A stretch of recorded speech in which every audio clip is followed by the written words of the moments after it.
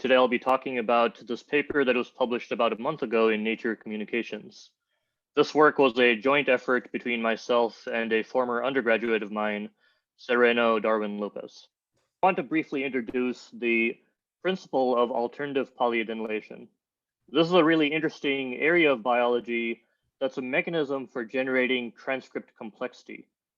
So if we think about RNA polymerase as it's transcribing a gene, from 5' end to 3' end, it has to figure out somewhere to stop in synthesizing that RNA. And as this RNA emerges from RNA polymerase, there has to be some place that it terminates. And that process, it turns out, is very heavily regulated by the cell in different cell types. So if we think about this enzyme complex, it's CPSF bound to CF1 and CF2. They all adhere and bind to this recognition element within the newly emerging RNA.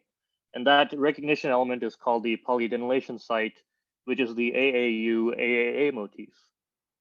And after recognition of this complex to the motif, it then uses its slicing ability to slice the RNA at its 3' terminus, and that defines the very 3' end of that RNA. And if you look at a genome browser, since many of us are in the genomics field, you'll often see your favorite gene like this one. This gene is going from right to left, so I'm showing you the 3' UTR of this gene. And you can see that it looks really simple. It looks like it just has a simple 1 UTR annotation. But it turns out that these annotations that are available in public databases are overly simplistic, and they actually have a very high false negative rate. So what appears to be a single isoform actually has many different isoforms, each at different abundances. And what is the functional implication of this? Well, this process is called alternative polyadenylation, or APA. And you can think of a gene going from left to right, the CDS I'm showing you. So we have, in this one gene, you have multiple different 3' UTR isoforms. And you can see that each of them contains different regions. So they both possess this constant region, but this distal path that generates the longer isoform has this alternative isoform. And because of that, these new isoforms, this new sequence in the mRNA, might have novel capabilities that can in turn regulate that gene. So for example, it might be able to bind new RNA binding proteins, new microRNAs, new link RNAs. And the functional consequence of that can be that you might be able to change the mRNA stability, the translation rate of that mRNA, its ability to be exported from nucleus to the cytoplasm, the general localization of that mRNA within a cell when it reaches the cytoplasm, as well as the localization of the protein that's translated. These are all different things that can occur as a consequence of having a different 3' UTR isoform. And just to give you one concrete example, here I'm showing you a neuron. And this gene called BDNF can be transcribed into two isoforms, a short isoform and a long isoform. The short isoform stays in the soma of the nucleus, of the cell body of this neuron, whereas the long isoform gets moved physically to a distal region of a dendrite. And when it's moving to this new localization that it has, it's translated locally there in the dendrite, and then the protein emerges in that distal dendrite. So APA, alternative polyadenylation, then is dynamically regulated across cell types, the cell cycle, and even different developmental stages. And over the many past years, people have been interested in characterizing alternative polyadenylation. So it's turned out that over 70% of genes in mammalian organisms have APA isoforms. And in mice and humans, this lengthening principle has been observed to happen more often in neuronal cells and later stages of development. In certain disease states like cancer, we've also seen that 3' UTR shortening might occur, which is thought to activate certain oncogenes in the progression of cancer. And here's a study by Mura et al., where they characterize 3' UTR lengthening in many different mouse and human tissues. And you can see that in regions like the hippocampus in the mouse or in the brain of a human, we can see many more genes having much longer isoforms. So in the study published in 2014 by Professor Nam, whom I collaborated with on this work, different groups have been able to apply new biochemical methods to sequence the very 3' ends of transcripts. This technology is called 3p-seq. It's a way to directly measure the 3' UTR isoforms and their abundances in different cell types.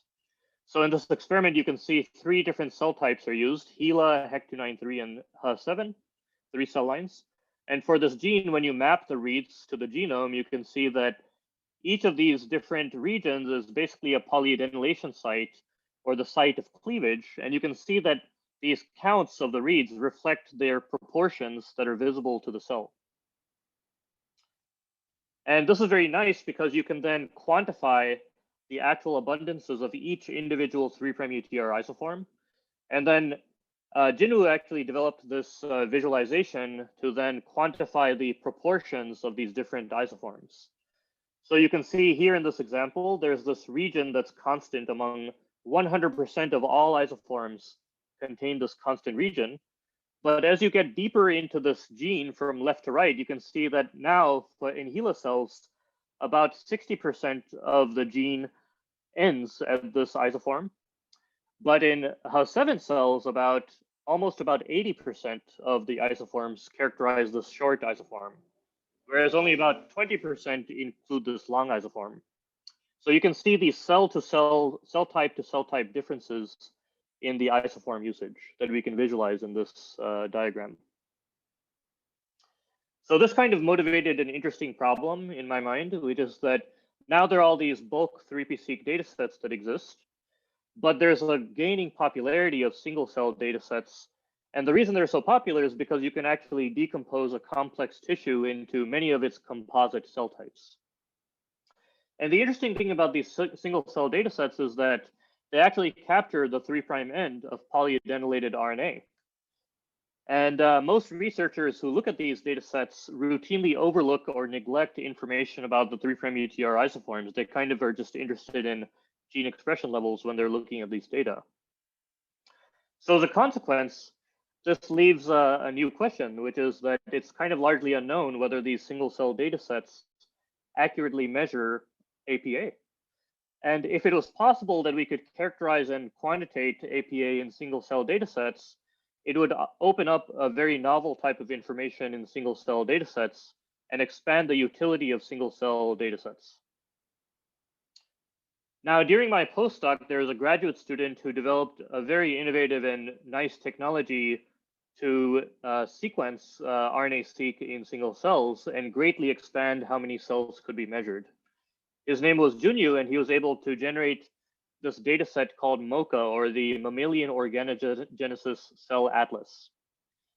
And through this atlas, he could characterize over 2 million cells with 61 mouse embryos across 5 different developmental stages, from E9.5 of development into E13.5 of mouse embryonic development.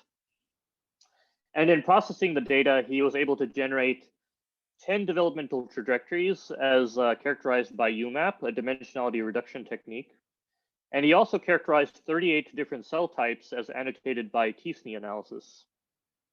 This protocol used nuclear RNA as the basis of sequencing, and his method used a 3' priming-based single cell RNA-seq method.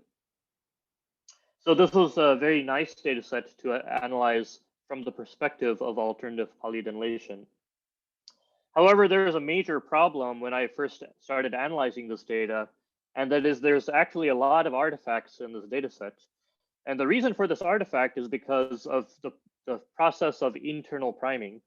So when you use your oligo DT primer, it binds a stretch of polyadenylated RNA, which often occurs at the end of a transcript, but unfortunately, it also occurs in the internal of a transcript, for example, in an intron, or even in a coding region or exon.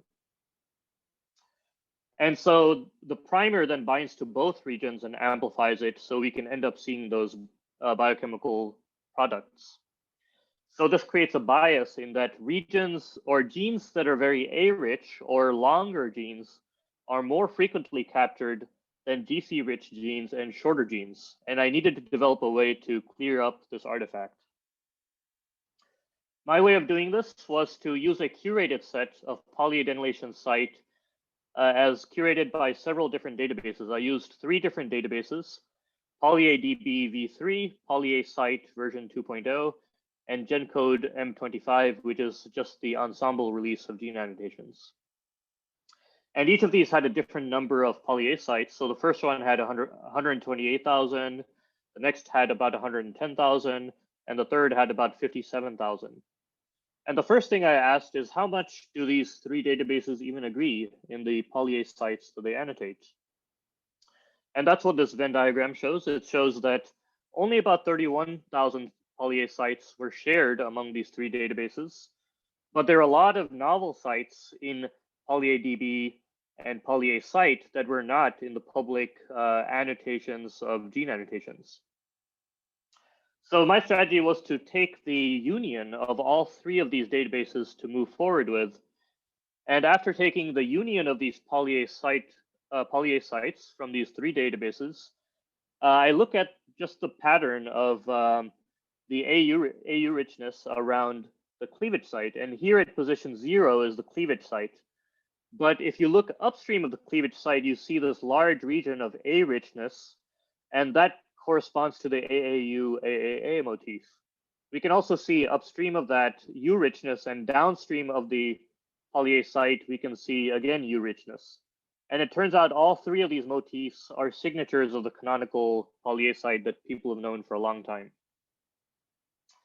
Now, as a quality control, what I wanted to see was to ensure that the reads from our single cell experiment actually aligned to these polyasites in the database. And we can see that, sure enough, that was the case. So at position 0 here, we see a large spike of reads that are mapping precisely at the annotated polyasite. But immediately after that polyasite, you can see downstream, there's just like this baseline level of reads that are mapping. There's immediate plummet of read mapping downstream.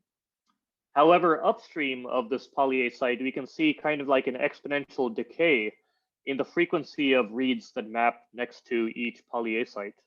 And the reason for this is because of the fragmentation of RNA-seq reads, such that some fragments are longer than others, and they can then therefore map a little bit upstream of the polyasite. So because of this pattern, I was able to just empirically determine a read distance threshold to associate a read to the polyasite. It had to be within this region of -300 to +20 nucleotides from the polyasite, because that's where most of the reads are mapping. And we can see the consequence of this filtering. So initially, the data set has over 1 billion reads from the NovaSeq run, but a large number of these reads are mapping to the intron, with only about 350 million reads mapping to the 3' UTR. And as we implement different filtering steps, initially we start off with 10 to the 9.5 reads, and then we restrict those that map to the gene body, and we lose some reads. Then we restrict those that map to the 3' UTR, and we lose about 10-fold reads, so we get about 10 to the 8.5 reads. And finally, after the last filtering step, we require the reads to be close to an annotated polyasite, and we lose a little bit more reads after that. So this general procedure led me to develop a computational pipeline to accurately try to quantify 3' UTR isoforms from the single cell RNA-seq data. And here I'm just showing you an example of one gene locus. In the 3' UTR of that gene, we can see these 3' UTR reads mapping along the 3' UTR from the single cell experiment. And each of these 3 databases, GenCode, polyadb, and polyasite, show the annotated polyasites for this particular gene. And you can see there are a lot of these polyasites, and only some of them are common between different databases. And because of this complexity, it leads to an issue, which is that these reads can be, some of them are within the correct distance threshold of multiple different polyasites. And that leads to a little bit of confusion because there's ambiguity in which of those polyasites these reads should map to. So I tried to get around this by implementing a very simple procedure that seemed to work well. for quantitative work down the road, which is that I just had kind of like a greedy algorithm. That is, the rich get richer. So first, for each poly A site, I counted the number of reads that uniquely map to that poly A site. And if there are reads that are ambiguous, then I just assign them to the poly A site that had the most uniquely mapping reads. And using that step, I could then assign uniquely a one-to-one relationship between poly A site and a read. Now, the second step was that I needed to associate a poly A site to a particular gene's 3' UTR. And if you look in general databases, many of them have some limitations in that there's diversity from database to database. So I wanted to create an integrative set of 3' UTRs that had the longest UTR from 3 databases, GenCode, RefSeq, and a study published by Mura et al., which captured very long 3' UTR isoforms. This led me to create an integrated 3' UTR database, and then I could annotate which poly A sites corresponded to which UTR database UTR. The final step of this is that now that I've associated a read to a poly A site, I can then count how many of them correspond to each poly A site of these chosen passes. And then again, we can transform this into that visualization that I showed you earlier that Jin-Wu developed to then quantitate along the length of a gene from left to right, what proportion of isoforms capture any particular nucleotide along that UTR. Finally, I did a quality control, which is to look at whether this filtering procedure improves the correlation of my empirically determined gene expression levels before and after filtering these PAS counts. So a naive approach would just be to count all of the reads mapping to a gene body. And you can see that corresponds to a bulk gene expression measurement with a correlation of 0.81. But after I remove these artifact reads that map to internal priming sites, I actually get a better correlation of 0.88 to bulk measurements of gene expression levels. Similarly, next, I then looked at quantitative measurements that were measured through bulk 3p-seq data sets of many different cell lines together. And that data set is kind of a ground truth data set because the biochemical procedure removes the artifacts. That line is shown in blue for these 2 different genes. And we can see the red line is the raw RNA-seq data from the single cell experiment. It doesn't really match up too well with the blue line. But after I do this filtering procedure and I annotate which read maps to which PAS, I can then get much better agreement to this bulk 3p-seq data. And I've shown you 2 examples here, but in reality, I did this for all of the transcripts in the whole genome. And I show that on average, the filtering procedure gets much better approximations of 3' UTR abundances genome-wide. So with this methodology in hand, I wanted to look at what's going on in each cell of this developing embryo. And what I've colored each cell into is, on average, across all genes, I take the average of the change in the UTR length. So if the lengths are shortening on average across the transcriptome, you'll see a cell colored blue. But if the cell is increasing on average across all genes, it'll be colored yellow. And we can see the top 10 ranked clusters that show a different level of shortening or lengthening. The #1 cluster that shows shortening is the erythroid lineage, whereas many of these neuronal lineages are showing lengthening, shown in yellow. And when I decompose this data set into its 5 different developmental time points shown at the bottom here from E9.5 to E13.5, we can also see that over time, we see more and more yellow, meaning that on average, genes are lengthening as developmental time progresses. Another way to visualize this is through a heat map, where we break down each row as a particular cell type, and each column is one of these 5 different developmental time points. And we can see that as developmental time progresses from early stage to late stage, almost every cluster shows lengthening. But even at E9.5, you can see that certain cluster pops out as having shortened UTRs at the very beginning, including the erythroid lineage and blood cells. Whereas at E13.5, we can see that many of the neuronal lineages show much more strong lengthening compared to the non-neuronal cell types. And looking at this in UMAP space, we're looking now instead at developmental trajectories, at these 10 developmental trajectories, and we see something similar when we look at a 3-dimensional UMAP of these cells. So this is the neural tube and node-to-core trajectory, and on the left, I'm coloring it by these 5 developmental time points, from blue being E9.5 to yellow being E13.5. And on the right, I'm showing the same exact UMAP, but this time colored by whether each cell experiences shortened UTRs or lengthened UTRs. And we can see a striking, qualitatively, we can see a striking association between these two in developmental time and lengthening. And that bears out no matter which trajectory we look at, whether it be hematopoiesis or neural crest, et cetera, et cetera. Now, so far, I've averaged the information across all genes, but we've lost the information about single genes. So next, I wanted to evaluate what's happening at the level of individual genes. So now I'm showing a heat map where each of the 5 rows of the 5 different time points, and each column is one single gene. And we can see that most of the genes fall in this very large cluster that comprises about 60 to 70% of genes that seem to just steadily increase in their UTR length over time. But about 20 to 30% of genes do not obey that pattern. So they show much more complex patterns, and many of them actually decrease in their UTR length over time as well. And we can see this, for example, in the case of DCP1B. Here, I'm just showing you the read counts associated to each of these polyadenylation sites across the 5 different time points. And we can then transform that again into the visualization that we see earlier that quantifies the proportions of polyadenylation sites along the UTR length and across time this time. When I break this down for 6 different genes that I've shown highlighted here, we can see a number of different interesting patterns. So a gene like AD2, for example, you can see in early time points versus late time points, we can see steadily the cell tends to use this longer distal isoform over time compared to these shorter isoforms.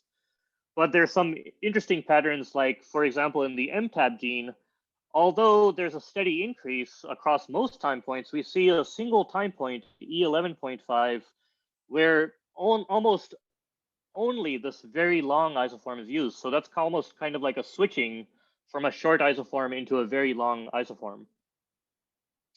And in contrast, there's genes like KCNJ13 that have the opposite trend, that they actually show that initially the short isoforms are used less, and then over developmental time, in later time points, they're switching more and more to the proximal isoform, to the shorter isoform. Visualized a different way now, we can see from the perspective of each cell type, I've kind of clustered these into 4 major megaclusters, where the top cluster is mostly these neuronal cell types. And we can see a number of different genes obey this pattern where there's much longer 3' UTRs lengthened for each individual gene in neurons now.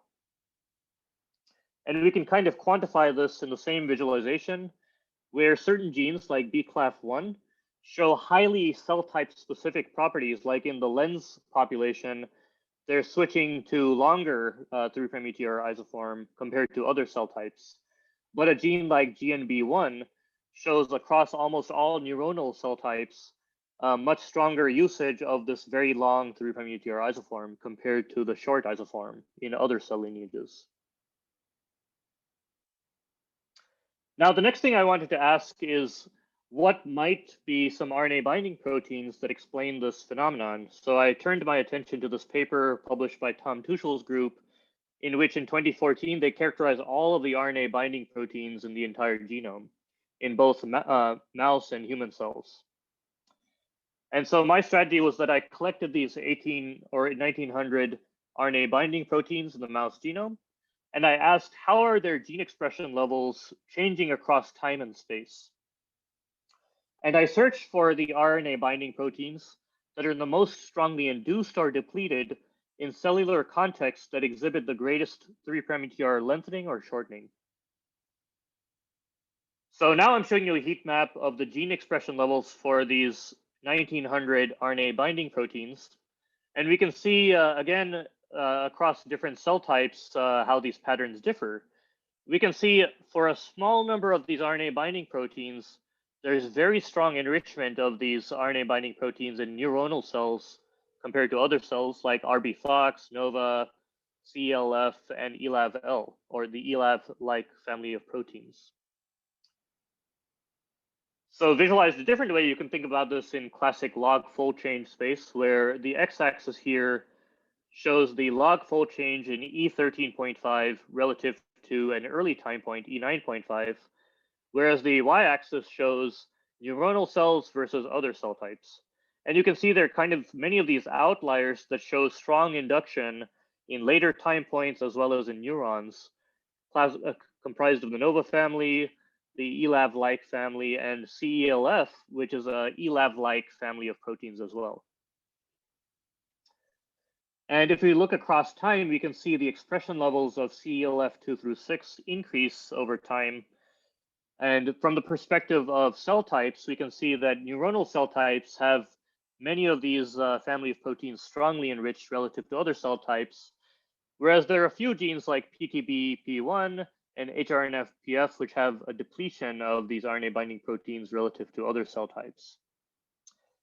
Now, this is kind of just guilt by association, but we have not yet done experiments showing that they're definitely involved in a causal way, but it at least gives experimentalists a group of proteins that in the future they can test experimentally to see if they're involved in this process.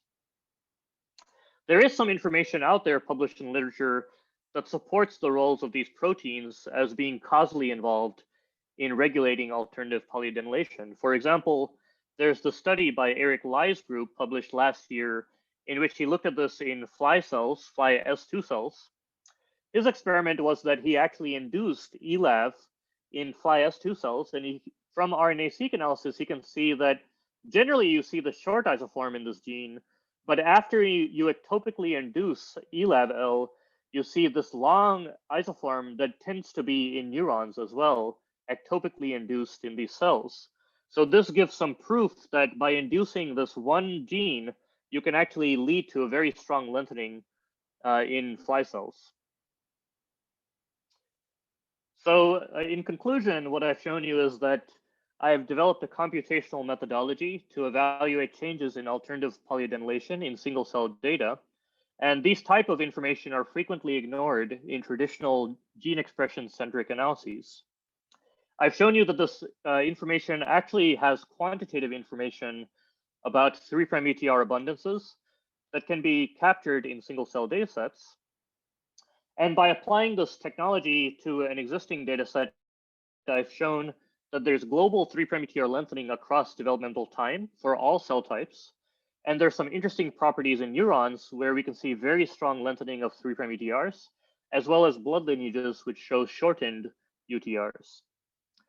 I've also shown you some putative regulators that might be playing a role in alternative polyadenylation in mammals. And I hope that through this talk, you can see that this general computational methodology, you might have a data set of interest that's never been analyzed from this perspective. And hopefully you can analyze a technique like this on your personal data set to see if there is some interesting phenomena surrounding alternative polyadenylation. Finally, I just want to acknowledge the other people who I worked with. I worked with Sereno, an undergraduate trainee throughout this project, who's finally graduated, and he'll be joining the Princeton Department in Computational Biology as well. My mentor at the time was Jay Shanduri, and I carried this project with me to Calico, where David Kelly gave me a lot of feedback